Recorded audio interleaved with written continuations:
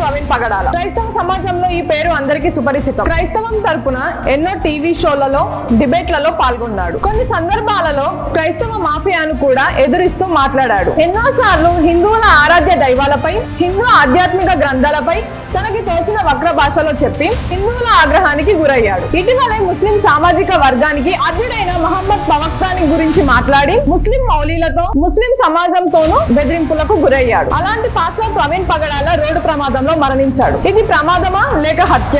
ఇది ముమ్మాటికి హత్య అని తోటి పాస్టర్లు మరియు క్రైస్తవ సమాజం ఆరోపిస్తున్నారు. సీసీటీవీ ఫుటేజ్ ఆధారంగా అతని బైక్ కి హెడ్ లైట్ లేదు అని ధృవీకరణ.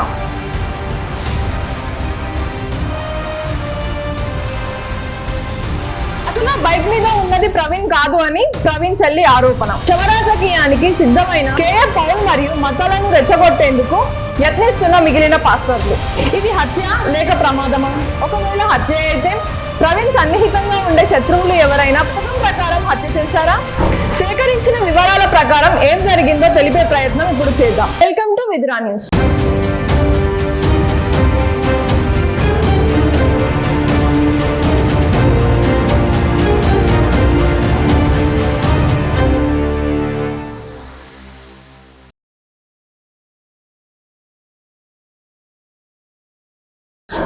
ది మిర్రర్, మన ప్రపంచం మరో కోణం కార్యక్రమానికి స్వాగతం.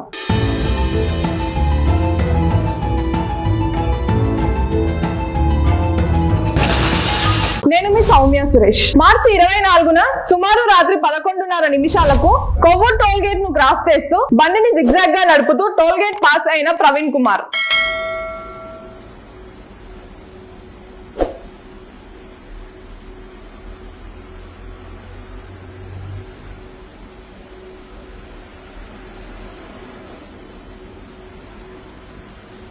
సుమారు 11:42కి అక్కడి నుండి 6.5 కిలోమీటర్ల దూరంలో కొత్తమూరు సమీపంలో గల పొలంలో బండి అదుపు తప్పి పడిపోయింది.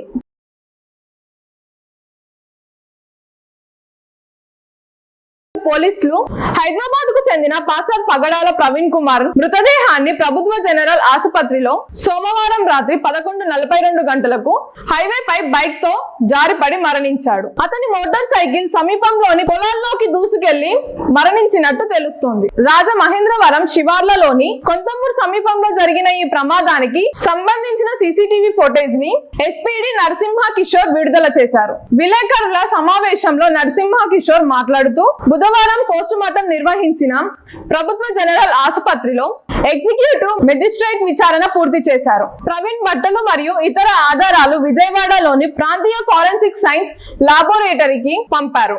మేము అనుమానాస్పద మరణం కేసు నమోదు చేశాము.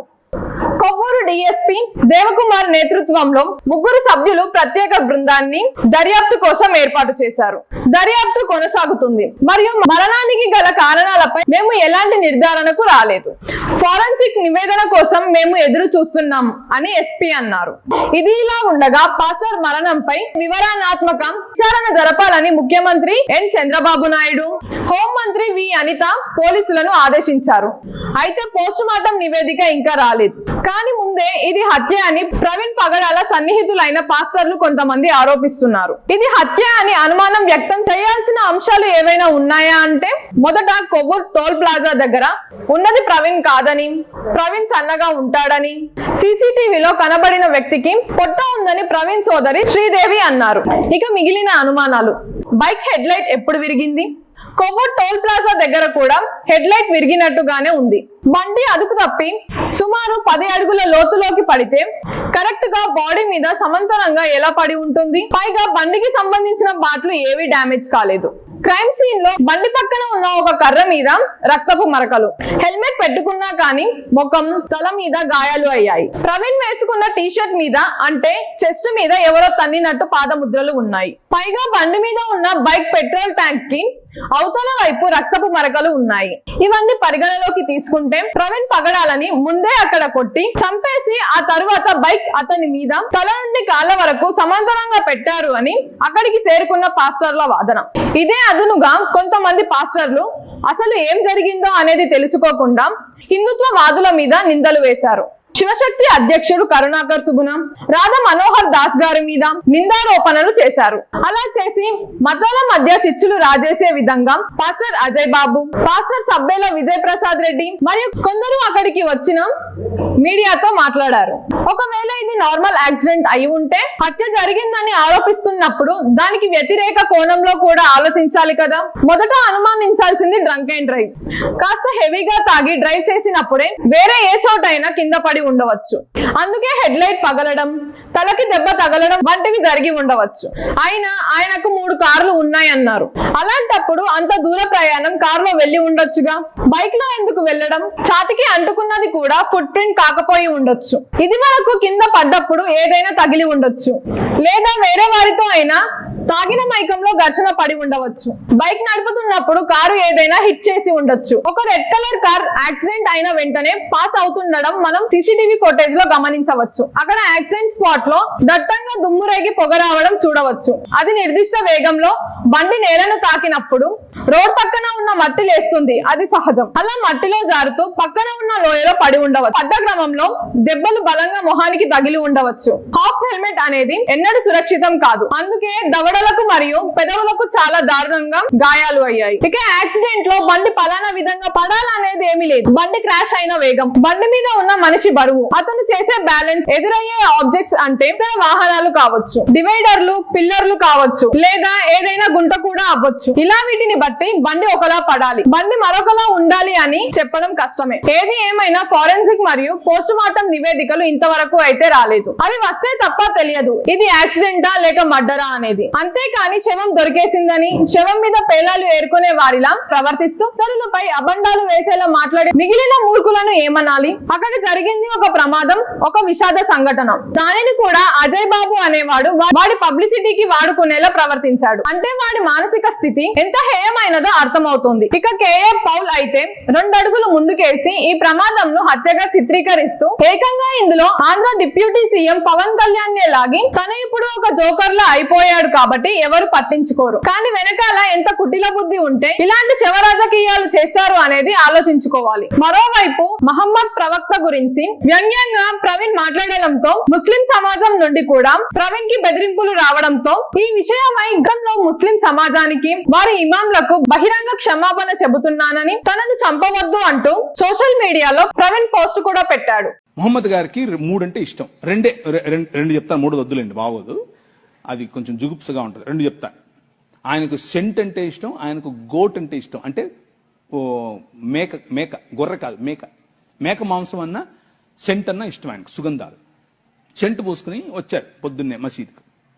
ఒకడు వచ్చి చెప్పాడు, మొహమ్మద్ గారు వీళ్ళు మసీదుకి వచ్చి ఇలా అని చెప్పి ఇలా వంగుతూ ఉంటే మాకు ఆగట్లేదండి, మేము అల్లాని చూడాలా వీళ్ళని చూడాలా అన్నాడు. ఈయన అన్నాడు, మీరు మసీదులోకి రావకండి అన్నాడు. మీరు మసీదులోకి రావద్దు, ఇంట్లోనే చేసుకోండి అన్నాడు. నీ రాజు రా నా మందిరంలోకి అని పిలుస్తాడు. రా కమ్. ఎందుకు? తాళం వేయాల్సింది స్త్రీలకు కాదురా బేవకూఫ్, నీ మనసుకు. నీకు అర్థమవుతుందా?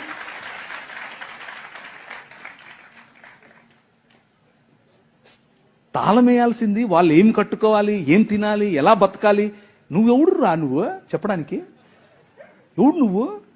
నీ మైండ్కు లాక్ చేసుకో, నీ మైండ్ లాక్ చేసుకో. వాళ్ళకు కాదు, మీ పిల్లలకు, ముఖ్యంగా మీరేమ్మా మీ కొడుకులకు నేర్పండి. ఒరే నువ్వు కొడుకుగా పుట్టినంత మాత్రాన ఓ పెద్ద రెచ్చిపోకు, నోరు మూసుకొని స్త్రీలను ఇలా గౌరవించాలో తెలుసుకో. ఎందుకంటే మా నాయన చెప్పాడు అని చెప్పు. నా రాజు. అస్సలాము అలైకుం రహమతుల్లాహి బర్కాతుహు.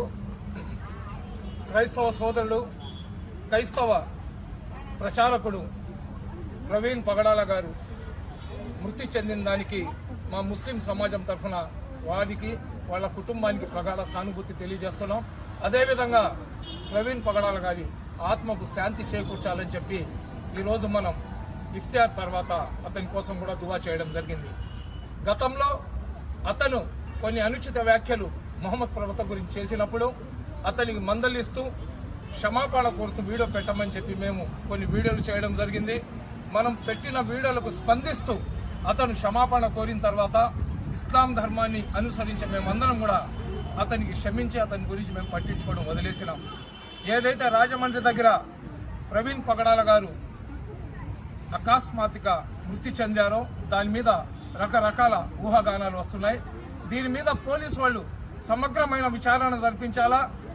ఒక మంచి వ్యక్తిని ఎవరైతే చంపేసి ఉంటే వాళ్ళ మీద కఠినమైన చర్యలు తీసుకోవాలా.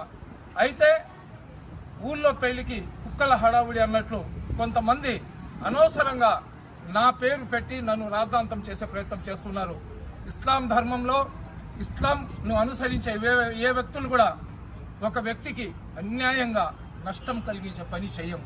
అందులో పవిత్రమైన రంజాన్ మాసంలో చిన్న బిడ్డ కాడి నుంచి చనిపోయే ముస్లిం వాళ్ళ దాకా కూడా పుణ్యమైన కార్యక్రమాలు చేస్తారు. కానీ ఒక మనిషిని జీవితాన్ని హరించడానికి ఇస్లాం అంగీకరించదు. ఏదేమైనా కానీ అతనికి అది యాక్సిడెంటా లేదా మర్డరా అనేది ఖచ్చితంగా రాష్ట్ర ముఖ్యమంత్రి, అదేవిధంగా లోకేష్ బాబు గారు, అదేవిధంగా హోమ్ మినిస్టర్ గారు, డీజీపీ గారు వీళ్ళందరూ కూడా అన్ని కోణాల్లో విచారణ జరిపించి ఎవరైతే దోషులు ఉంటారో వాళ్లకు ఉరి శిక్ష వేయాలని చెప్పి మేము డిమాండ్ చేస్తున్నాం. ఎందుకంటే మా ప్రవక్తకు చెప్పినప్పుడు ఖచ్చితంగా మేము రియాక్ట్ అవుతాం. మీ దేవుళ్ళకు చెప్పినప్పుడు ఖచ్చితంగా మీరు రియాక్ట్ అవుతారు. క్రైస్తవులకు చెప్పినప్పుడు, యేసు ప్రభుకు చెప్పినప్పుడు క్రైస్తవులు రియాక్ట్ అవుతారు. కానీ అతని ముఖం మేము చూడలేదు, మా ముఖం అతను చూడలేదు. ఏదైతే అతని వీడియోస్ లో డెబిట్స్ లో మొహమ్మద్ ప్రవక్త గురించి చేసిన అనుచిత వ్యాఖ్యలు ఏదైతే ఉన్నాయో దాన్ని ఖండించే సందర్భంగా అతని మీద మేము చాలా కఠినంగా అయితే మాట్లాడిన మాట వాస్తవమే.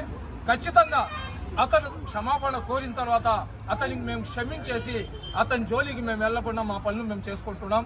నేను యావత్ క్రైస్తవ సోదరులకు చెప్తున్నాను, ఎవరో రెచ్చగొట్టి ఏదో చెప్తే అనవసరంగా మీరు కేసును పక్కదావ పట్టించేటట్లు రకరకాలుగా మీరు తెలిసి తెలియని పనులు కానీ చేసుకుంటే అసలైన దోషులు తప్పించుకొని దర్జాగా తిరిగే పరిస్థితి వస్తుంది. కాబట్టి దయచేసి మీ దగ్గర ఆధారాలు లేకుండా అనవసరమైన కామెంట్లు చేయబాకండి. అదేవిధంగా ఎవరైతే చనిపోయినాడో అతని ఆత్మకు శాంతి కలగాలని, అదేవిధంగా వాళ్ళ కుటుంబ సభ్యులకు, వాళ్ళ బంధుమిత్రులకు అందరు కూడా మనశ్శాంతి కలగాలని చెప్పి ప్రార్థించండి. మేము కూడా అల్లా దగ్గర అతని గురించి వాళ్ళ కుటుంబం నుంచి దువా చేస్తాం. అస్సలాము అలైకుం. ప్రమాదం జరిగింది, అందులో ఒక వ్యక్తి చనిపోతే ఇతర మతాల మీద నింద వేయడం ఎంతవరకు సమంజసం? పోలీసులు దర్యాప్తు చేస్తున్నారు కదా. ఒకవేళ అది హత్య అయితే పోస్ట్ మార్టం మరియు ఫోరెన్సిక్ నివేదికలు వచ్చిన తరువాత దానిని ఆధారంగా చేసుకొని దర్యాప్తు చేస్తారుగా. ఎందుకు వీరికి ఇతర మతాల మీద నిందలు వేసి మత ఘర్షణలు లేవనెత్తాలి అనే ఉబలాటం?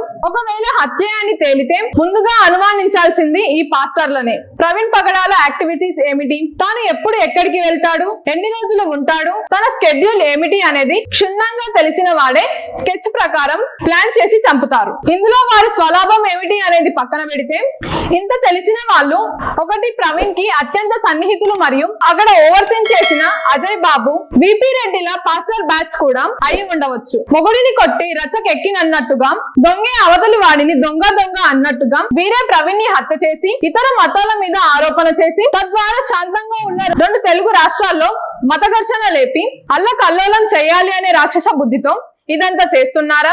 ఏది ఏమైనా ఇది యాక్సిడెంట్ కాదు, హత్య అని తేలితే ప్రవీణ్ యాక్టివిటీస్ మొత్తం క్షుణ్ణంగా తెలిసిన వారిని విచారిస్తే కేసులో పురోగతి ఉంటుందని సెలవిస్తూ మీ విదురా న్యూస్. జై హింద్.